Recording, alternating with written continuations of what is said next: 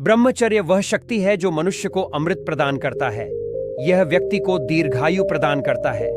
जो व्यक्ति ब्रह्मचर्य का पालन करता है वो देव तुल्य हो जाता है। ब्रह्मचारी साधारण मनुष्यों से अलग होता है। उसकी चेतना का स्तर उच्च स्तर पर पहुंच जाता है।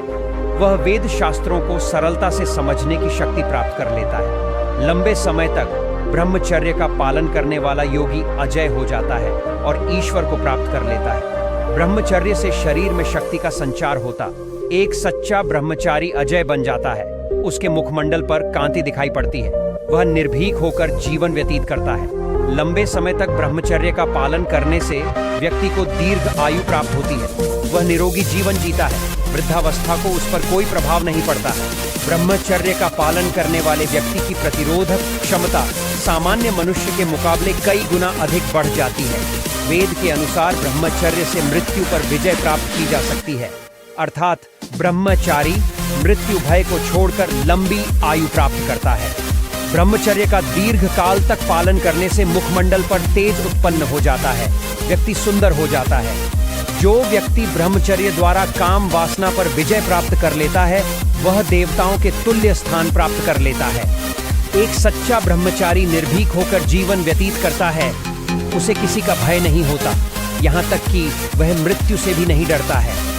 ब्रह्मचर्य का नियमित रूप से पालन करने पर व्यक्ति के भीतर आत्मविश्वास की बढ़ोतरी होती जाती है। ऐसे व्यक्ति के नेत्रों में चमक दिखाई पड़ती है। वह साधारण मनुष्य की अपेक्षा अधिक आकर्षक प्रतीत होता है। ब्रह्मचर्य व्रत से कार्य करने की क्षमता में तेजी से बढ़ोतरी होती है। व्यक्ति को कम थकान महसूस पड़ती है। ब्रह्मचर्य से वीर्य की रक्षा होती है।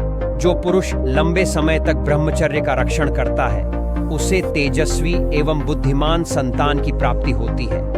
ब्रह्मचारी व्यक्ति की बुद्धि अति तेज हो जाती है।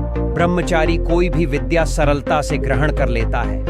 ब्रह्मचर्य को धारण करने वाला आचार्य तथा प्रजा का पालन करने वाला प्रजापति ब्रह्मचर्य की शक्ति से ऐश्वर्या को प्राप्त करता हुआ सबको वश में करके अनेक प्रकार से विराट शासन को प्राप्त होता है।